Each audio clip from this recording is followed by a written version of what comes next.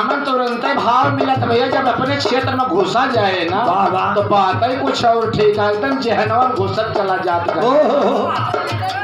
है। हमारे लल्लू भैया की तरफ से हमारे परम मित्र हैं बाबूजी, इनकी तरफ से 51 का पावन पुरस्कार है भैया को लाख लाख धन्यवाद है। कैसे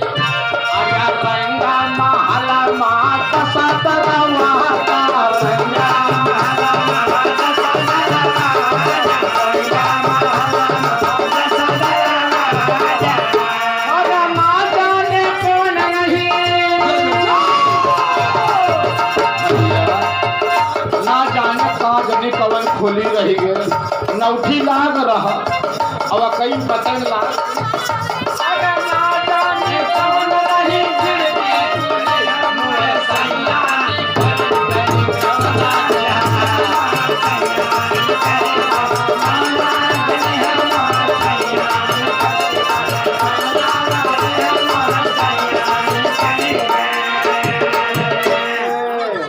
यहाँ न जाने कवन रहे खिड़की खुली, पता ना कौनी खिड़की कहीं हमारे राजा जी चला गए पता ही ना ला। आज हमारे भैया राम शरण चला गए पतवा ने देखत है भैया केहू पता रहा राम शरण चला गई है ना, लेकिन जिसको जाना होगा वो चला जाएगा और वो दिवंगत आत्मा अपने धाम को चली जा रही है। अभी जौन बा बेचारी हिरत है वो कहे यानी पुरुष चला गया नारी ढूंढ रही है, क्या कहती है बागों में फजली बगीचा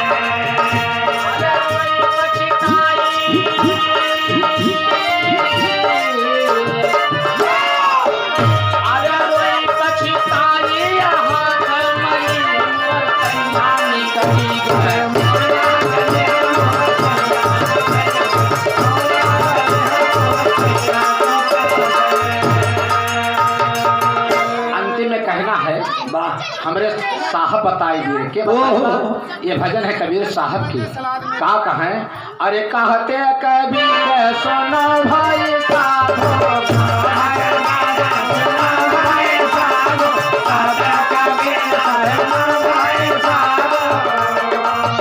अरे गुरु के शरणिया में